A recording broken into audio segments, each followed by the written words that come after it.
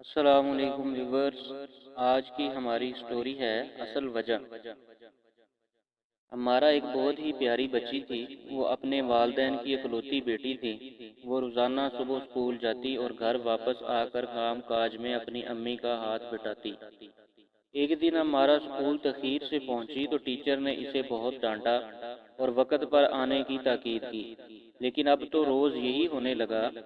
ہمارا سب سے آخر میں اسکول پہنچتی اور مس سے خوب ڈانٹ کھاتی، لیکن اصل وجہ نہیں بتاتی تھی کہ کہیں اسے بہانہ نہ سمجھ لیا جائے۔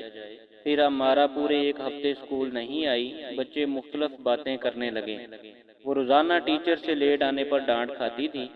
ہو سکتا ہے اس نے اسکول ہی چھوڑ دیا ہو، لیکن آخر ایک ہفتے کی چھٹی کے بعد ہمارا اسکول آ ہی گئی۔ آج وہ کلاس میں سب سے پہلے آئی تھی۔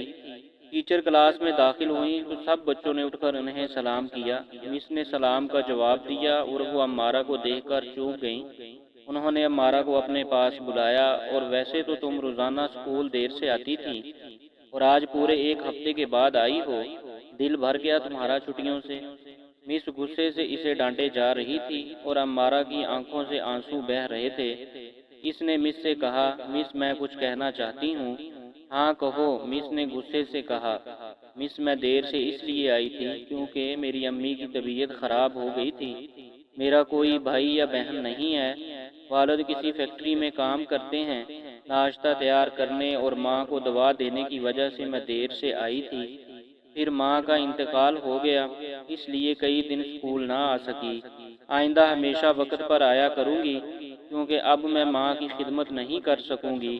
امارا کی باتیں سن کر سب ہی بچے افسوس کرنے لگے اور مس بھی بہت شرمندہ ہوئی۔ امارا یہ سب بتا کر زور زور سے رونے لگی۔